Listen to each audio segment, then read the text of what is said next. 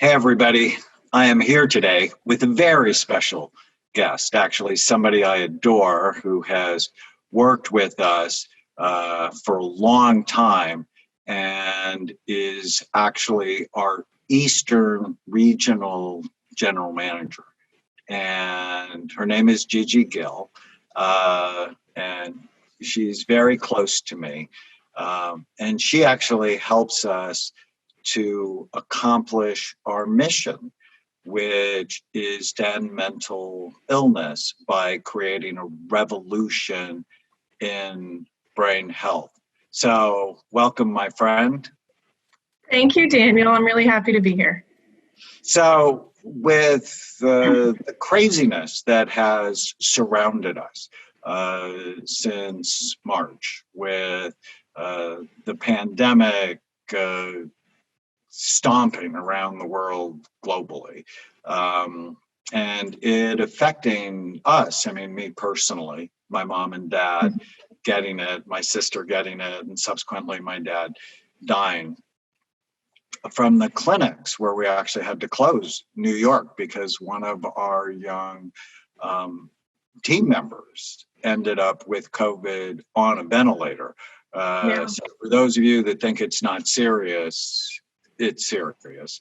And then closing the clinic to the stay-at-home orders. You live in Georgia, and so the controversy around Georgia opening too soon or not, and then the killing of George Floyd and the subsequent reaction of outrage by almost everyone. It's been a wild ride for the last 3 months, hasn't it?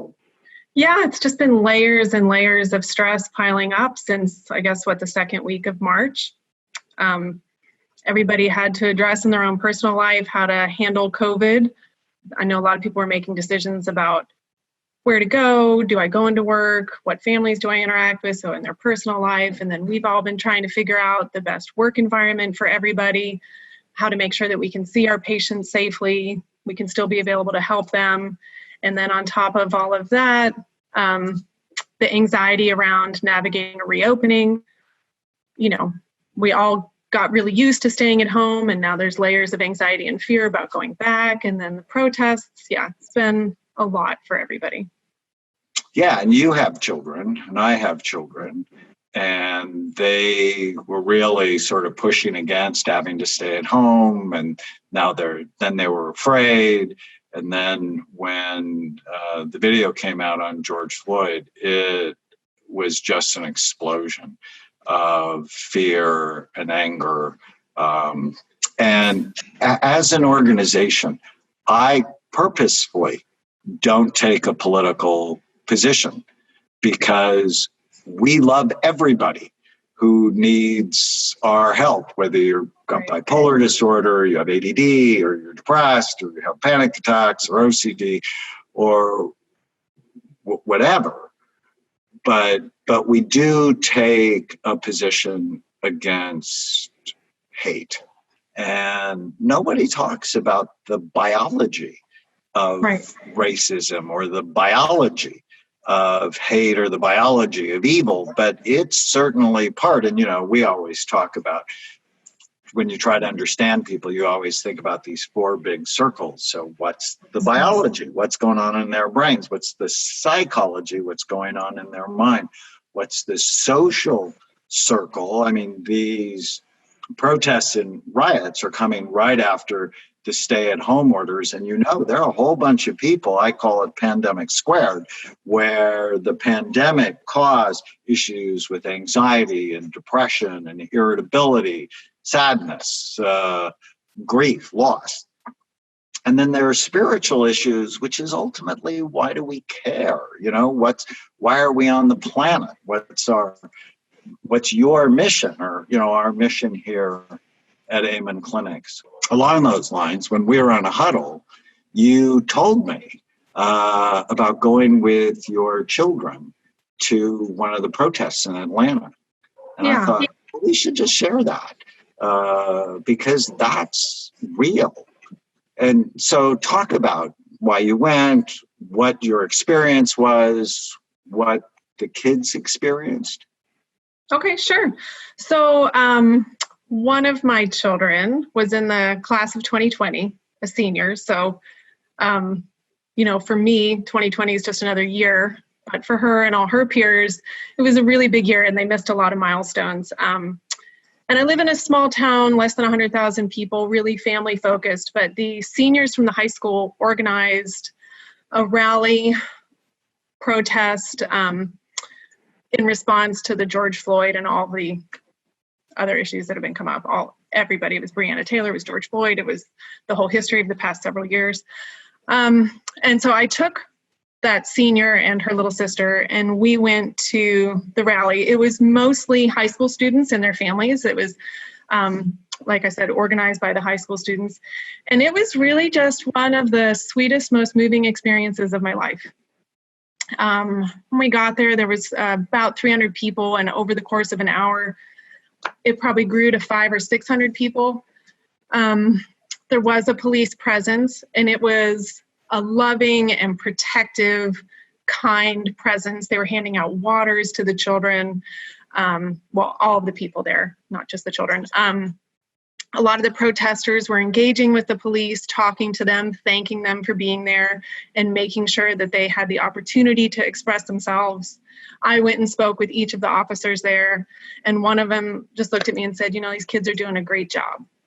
And it was just the amount of sweetness and support that we felt, or I just felt that everybody there was supporting each other with whatever pain and stress they had.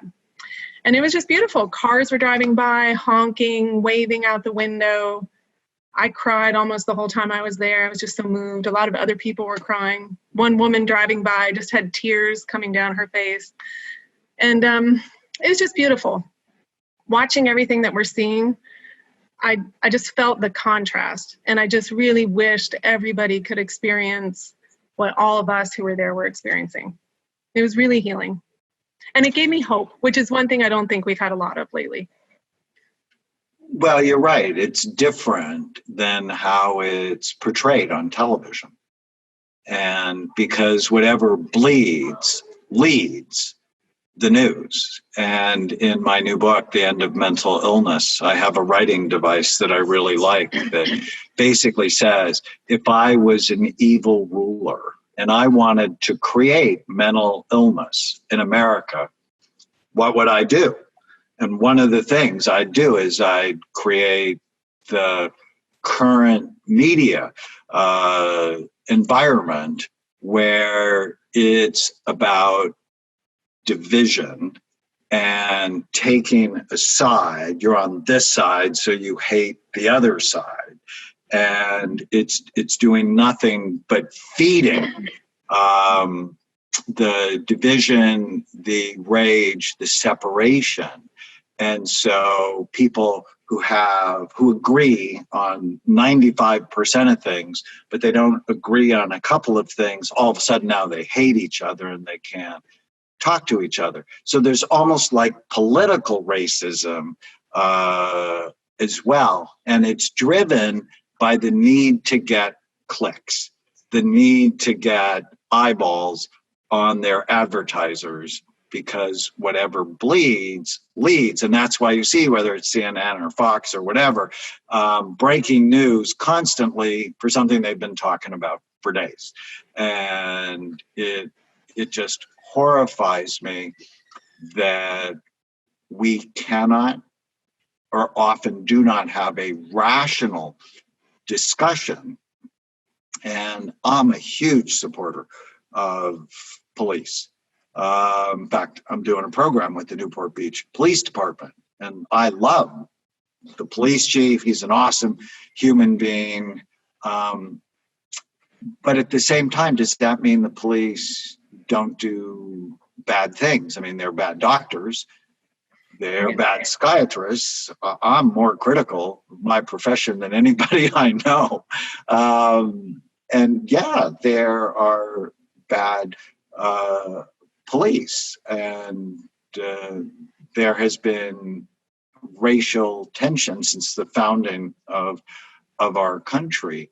But if we don't talk about it and we're not honest with each other, then we never solve the issue. And as I've seen the violence in our society, it brought me to actually think of domestic violence.